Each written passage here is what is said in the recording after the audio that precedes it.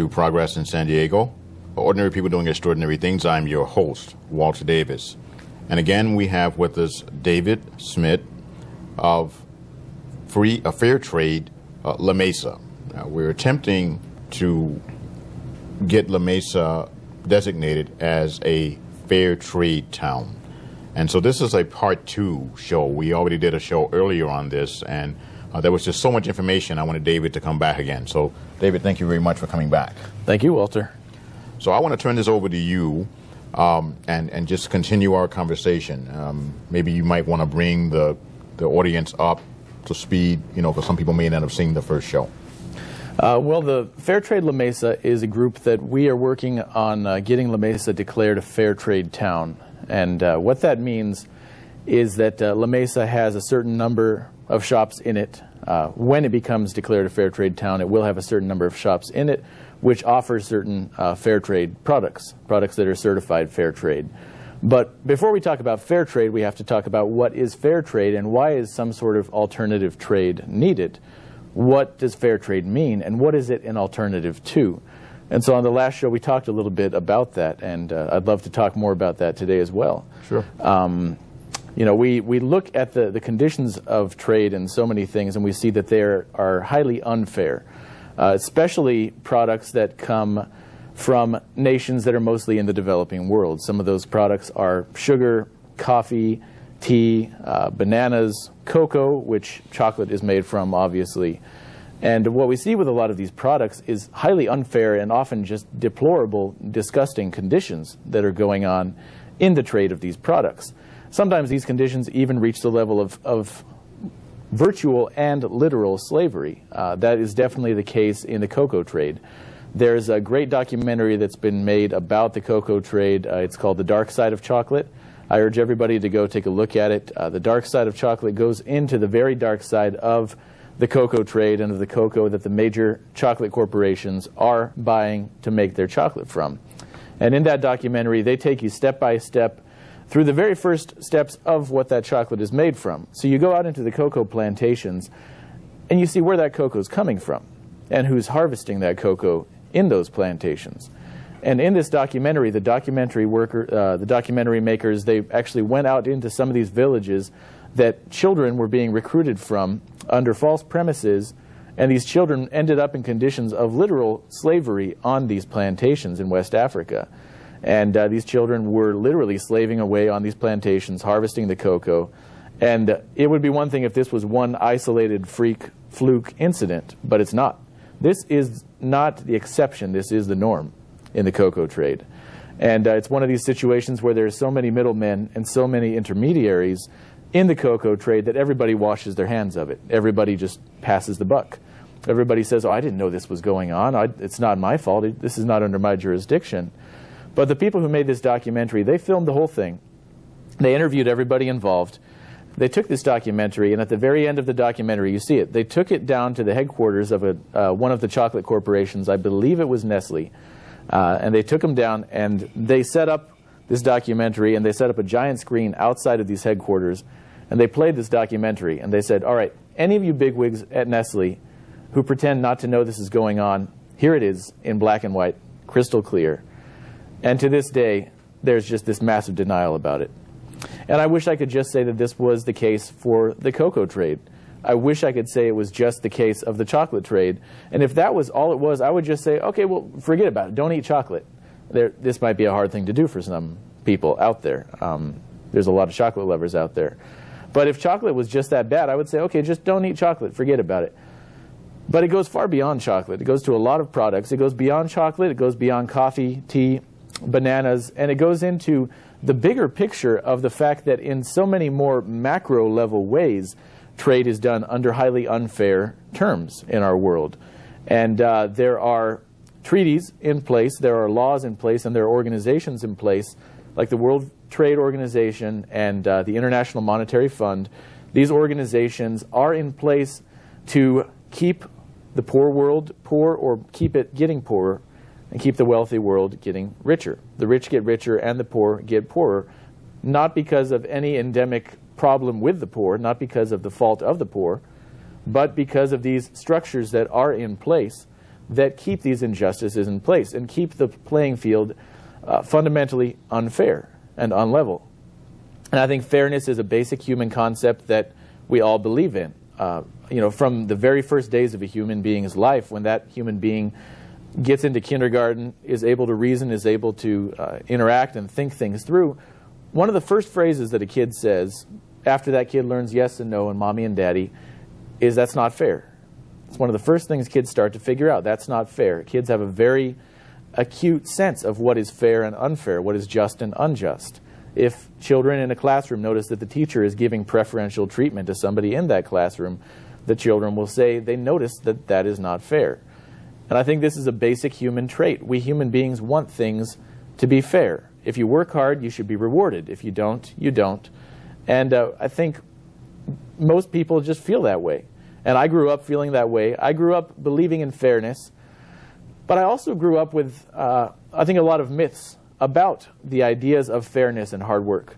And one of those fundamental myths that a lot of folks like myself who grew up in the first world, who grew up in one of the most privileged corners of this world, as the United States is, grew up with this idea that, well, if a country is well off, that just must mean there must be something great about that country's culture or its people or its economic system, or the people there must just work really hard, and that must be why the country is so wealthy.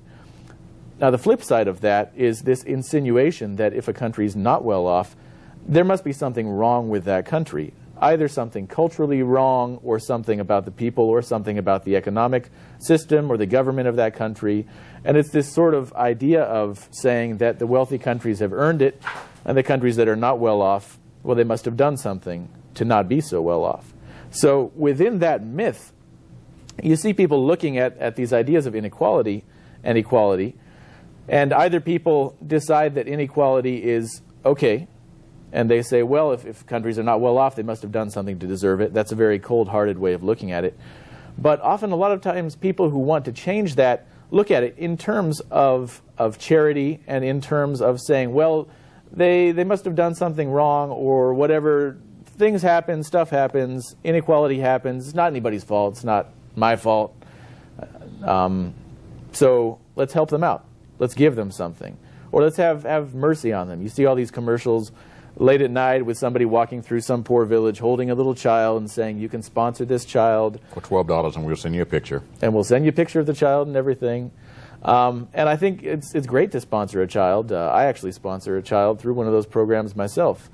But I think it becomes a problem when it's done within this framework of charity, of saying, look at how great I am. I'm doing something for that person. But when we look at the way trade is done, when we look at the structures of trade, we see that, in fact, doing the right thing is not about charity. It's not about giving something to someone because I'm a great person. It's about justice. It's about saying we look at things that are fundamentally unfair. And when we look at the inequalities in our world, the inequalities within individual countries and between countries in our world, and the way that the IMF and the World Trade Organization keep those inequalities in place, and the way that treaties like NAFTA keep those inequalities in place, when we look at all of that, that's when we have to say we need to change this, because people in those countries, they work a heck of a lot harder than I do, and they get paid a lot less than I do. So hard work does not necessarily equal prosperity, and prosperity does not necessarily equal some sort of merit for deserving that prosperity.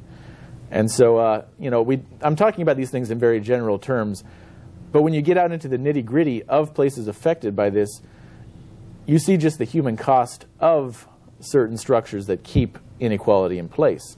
One of those, as I mentioned, was NAFTA. One of those treaties was NAFTA, the North American Free Trade Agreement.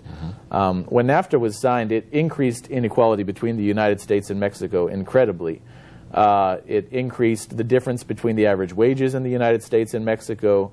It also increased inequality between the rich and the poor within the United States and within Canada and within Mexico. And you can see that in towns like the town of San Juan Cuauhtzospam, which is a coffee-producing town, which I mentioned on our last broadcast. San Juan Cuauhtzospam has produced coffee for a long time, for centuries now.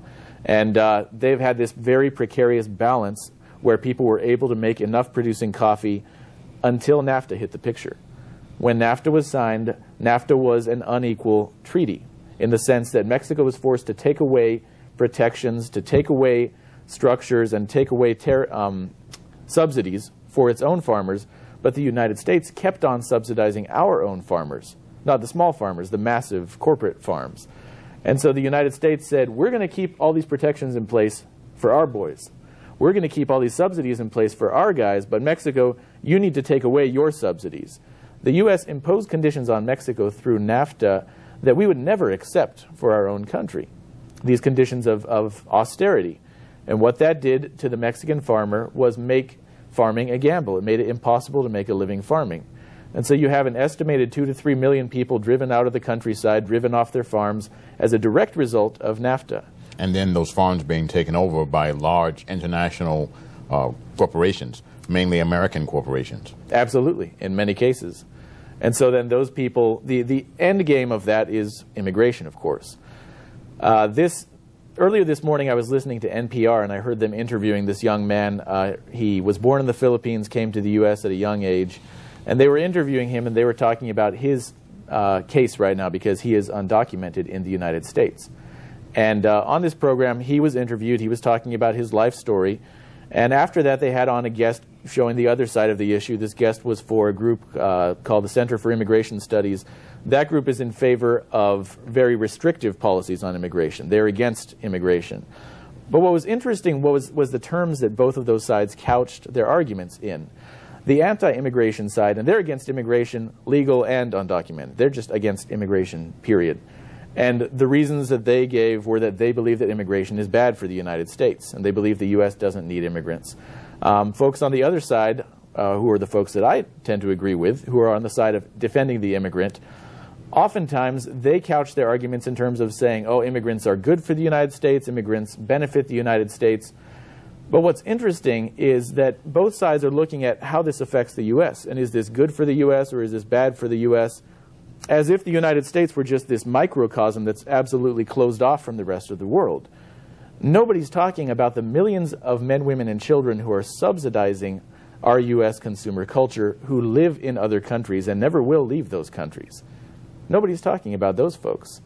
And nobody's talking about the conditions that made this young man have to leave the Philippines and go to another country looking for a better life to begin with. Because the Philippines, in fact, is the country that has the highest percentage of its own population living in the United States. And the next country is Mexico. Mexico is right next door, but the Philippines is half a world away. And that's directly connected to U.S. economic and military policies in the Philippines, which have taken away sovereignty, taken away the well-being of that country, and the end result is people can't make a living, can't survive in their own countries, so what do? They either starve to death, they fight back, or they go somewhere else. So let's summarize some of this. We have large organizations, International Monetary Fund, the World Trade Organization, and we have treaties in place that enforce regulations and policies that are destroying people, poor people mainly, in other countries around the world. In addition to that, it gives these large corporations the ability to use things like pesticides that they can't use in this country. And those fruits that are being treated with these pesticides, the grapes, the peaches, the things that you see coming from other countries during the wintertime, well, those things have pesticides inside of the meat of that fruit, and then we are in turn eating that. We're ingesting that. It's collecting into the tissues of women's breasts. It's collecting into the men's prostates, which is why we have a high rise in prostate cancer and breast cancer in the United States. Not the only reason, but these policies affect us health-wise directly, as well as the influx of immigrants that are leaving their country because their homelands are being destroyed, their farms are being destroyed. The number of birth defects that we see in these areas is increasing. And we've just seen an example of a powerful International Monetary Fund leader who was accused of a crime here in the United States, and basically how his political influence turned that whole thing around. So we have a lot of this type of lobbying, a lot of the bending of the laws, and people getting away with things that the American people are simply dumbed down and don't know about. They don't know about the things that are the atrocities happening in the Congo. They don't know how women are getting their breasts chopped off because they can't produce enough rubber. They don't know about people being dismembered in other countries like the Congo, in Uganda, and the slave trade that's going on there. They are unaware of the effects of what's happening to people in the Philippines and what's happening to people in places like Ecuador, El Salvador, Nicaragua. A lot of those young people were child soldiers. A lot of the people that were in the Congo that are being driven away are child soldiers. They're now on the streets here in Los Angeles. These are some of the same people that are involved in gangs like MS-13. And so they're gunning people down on the streets in America. So we are being affected directly and indirectly by these things. And we need to have a global perspective in terms of how we're going to manage this, because it's not just like what you said, where you pay $12 and you help some child in the other country, when their parents are only making $3 a day because they work for the Nestle Corporation.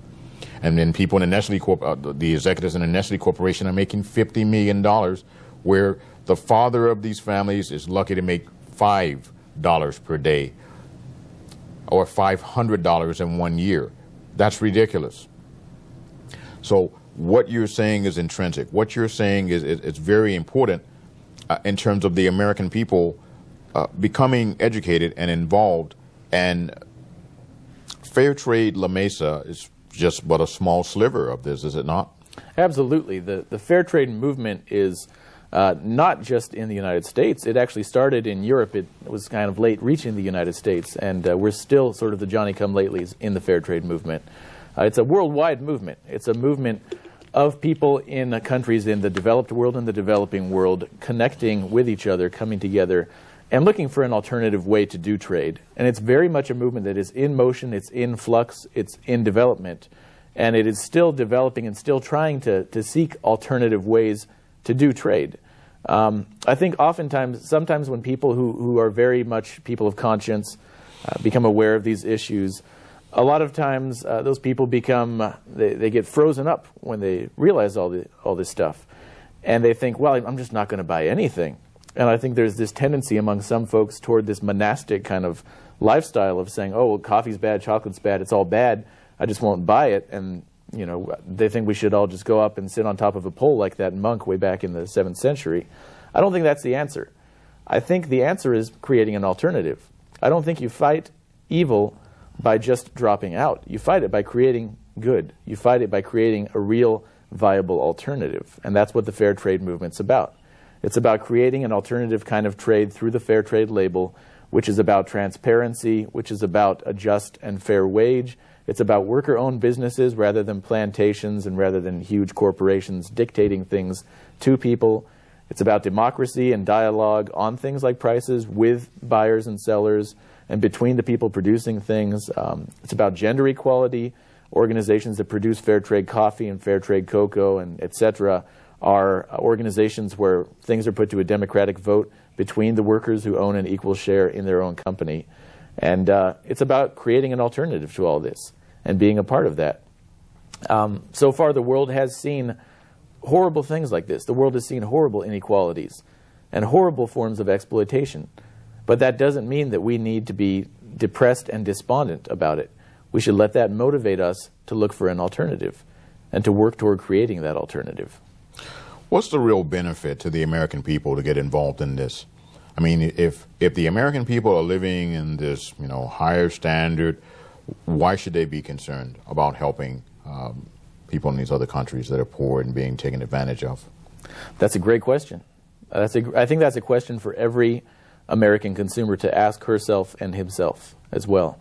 There was a cartoon that came out years ago based on the life of Moses, biblical person, Moses. And there's one line that really sticks out to me because Moses, according to the biblical tradition, he grew up in the lap of luxury. He grew up in Pharaoh's household in Egypt, which was a country that was exploiting the Israelites, a country that was built on the backs of slaves, and he had no reason to care about that. And that story, the crux in that story comes when Moses suddenly realizes how the Israelite slaves are being treated. He realizes that, and he suddenly realizes that my entire lifestyle is based on this. And his mother tells him, you know what, or his adoptive mother tells him, you know what, Moses, you know the truth now. Now forget and be content. Now, some people are telling that message to us. They might not tell us that message directly, but they tell us that message through the ways that we are tried to be distracted. They tell us that message through this lifestyle that's sold to us, that's about constant entertainment, constant distractions. It's about tweeting, and it's about Facebook, and it's about always keeping yourself distracted with the latest fashions and not thinking about these things. But beyond the issue of some moral principle, or beyond our conscience as human beings, beyond that, there are very practical benefits to everybody who is a part of the fair trade movement. Because we may be enjoying this relative security and this relative prosperity now, but that's not sustainable. That's not a kind of economy that's sustainable. It's the kind of thing that eventually comes crashing down. Beyond that, we need to remember that this kind of system, right now the U.S. is kind of one of the top dogs for now, but we're not always going to be. Someday, maybe in 50 years, maybe in 100 years, maybe in 10 or 20, some other country is going to take our place. Some, or a few other countries are going to be at the top of this system. And a worldwide economic system where there are these vast inequalities, where there are certain countries and groups of countries dictating economic decisions, right now we're lucky enough to be living in one of the countries that is dictating those decisions. It's not always going to be that way. I don't know who the next one's going to be. It might be China, it might be another country, but we need to ask ourselves that question. This kind of system, do we want to be living like many of these countries are living right now? Do we want for our grandchildren the kind of situation that exists in countries like the Philippines, where they cannot make a living to survive on in their own country, and they're forced to migrate somewhere else? Do we want to give our grandchildren that kind of world, or do we want to give them a more just world where trade is based on mutual understanding and solidarity? Well, I think that a lot of people probably aren't thinking about that, but looking at the job situation right now in America, that could very well become the case where people do have to migrate to other countries to get employment. We have a very high unemployment level in this country that's been sustained for a very long period of time. And exploitation that we've seen throughout history, when allowed to proliferate, then affects the people that have tended to turn a blind eye to that. We saw that happen with the Nazis in Germany during World War II when they affected the Jews there. And we've seen it in many other historical examples where we cannot allow injustice to continue to occur because, as you mentioned, we may become subjected to those very same policies in this country, which would be a horrible thing. We're within our last 5 minutes of the show now, believe it or not. It went by fast. I want to give you an opportunity to make a closing statement with the audience. Well, there are a lot of ways that we can be a part of the solution. There are a lot of ways that we can work towards a solution. We can do this at an individual level. That's the most basic way. At the level of, as an individual, what products do we consume? We can make an effort to consume products that are fair trade certified, especially products that are products, like I mentioned, coffee, chocolate, tea, bananas, products that almost exclusively are produced in the developing world. We can make the effort to buy only fair trade products, but that's only part of it, because at some point we are part of this big system and we're living within it. And if I, as an individual, just try to go on this personal crusade, I think that crusade will become quixotic at some point because it's just so hard to get fair trade everything. And if I run all over town trying to buy every single thing fair trade as an individual, I'll probably spend about 14 hours a day doing my shopping, and my carbon footprint's going to be enormous from all the driving I'm going to be doing. So at some level, we need to come together and work for bigger, more structural forms of change. At a local level, pressuring local supermarkets, pressuring local businesses, asking our schools, our churches, our universities, asking them to make the switch over to fair trade products. And at a much larger level, pushing for campaigns like Fair Trade Towns, which is what we're doing right now. After La Mesa, we're hoping San Diego will become a fair trade town. And at a larger level, we can pressure our federal government.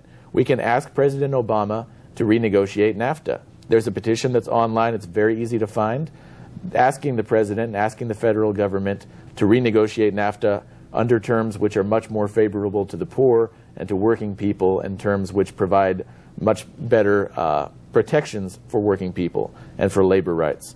And so at every level, from the national and international to the very local level to the individual level, there are concrete things that we can do to be part of the solution. We don't just have to sit with our hands folded and let it happen. and we shouldn't let it happen. And real quickly, can you give a definition of a fair trade town? What is that? In a fair trade town, a certain amount of shops, a certain number of shops compared to the population of that town offer 2 or more fair trade certified products. So unfortunately, that doesn't mean everything in that town is fair trade. When La Mesa is signed off to be a fair trade town, which I hope will happen soon, when that happens, that doesn't mean everything in La Mesa will be fair trade. It means it'll be a little easier to find fair trade products, but it's still up to you and me as consumers to go out looking for those products and to make sure that those products become more plentiful in towns like La Mesa and San Diego. Well, very good. Well, we want to thank you for joining us with progress in San Diego. There's a lot to discuss on this topic. There will be additional websites appearing at the end of this broadcast. I want to remind you to watch Elise Smith Cooper's show that comes on at 6 p.m. on this very same channel, and Laura Thompson's show that comes on Thursdays at 9:30 p.m.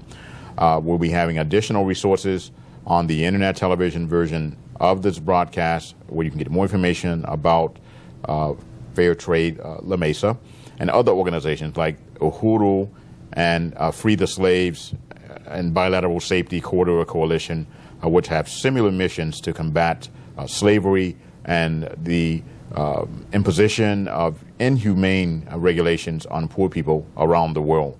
I hope that you'll get involved with us with the San Diego County Community Coalition. Please watch us and consider becoming part of our broadcast team right here in the studio. Thank you.